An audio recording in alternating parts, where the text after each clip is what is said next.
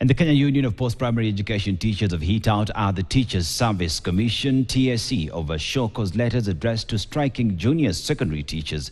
The teachers who have been engaged on a one-year contract are required to respond to the letters within 14 days, even as their strike entered the third week. The strike has paralyzed learning in most schools, as Ken Gashuhi now reports. These letters from school heads and the Teachers Service Commission TSC have been served to striking junior secondary school teachers whose strike has entered the third week today. The letters requiring the teachers to respond within 14 days, explaining their absence from their workstations and why disciplinary action should not be taken against them. The letters have sparked outrage among union leaders, led by Kuppet, who have termed them as threats on innocent teachers who are fighting for their rights. The direction is that all intern teachers should not write a response letter to those shakaholic letters. Number two, the schools are not happening right now in junior secondary.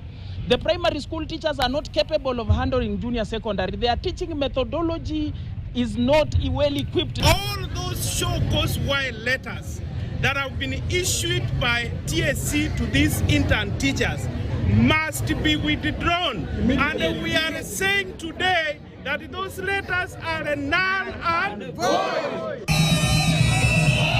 Despite being served with the letter, some of the teachers today went on with the strike in Kilifi, Uasin Gishu and Trans Nzoia counties. Sisi hatuandamani au hatukosi kuwa madarasani kwa kuwa tunapenda. Hapana. Tunawapenda wanafunzi wetu, tunapenda maendeleo ya nchi yetu, tunaipenda nchi. I want to address the president. You saw that it is very much urgent to address the issue of Moguga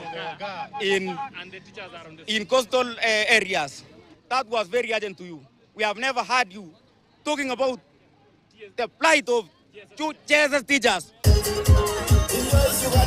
The teachers have lauded the Parliamentary Committee on Education, led by Julius Meli, which has announced that 8.3 billion shillings had been allocated to the TSC to hire intern teachers under permanent and pensionable terms effective July this year and not January 2025 as earlier proposed. Jana walijadiliana, tunafurahia yale matokeo ambayo yalitokea.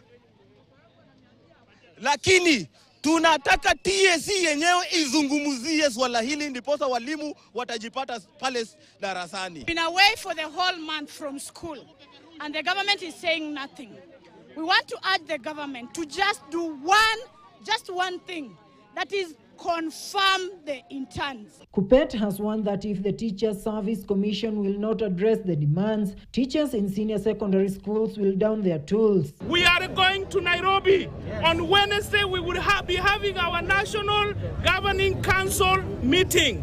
And we are going to discuss so that we withdraw all running in senior secondary schools. We are saying as a union, as Kuppet, that these teachers must be confirmed and be given permanent and pensionable letters for them to report back to school.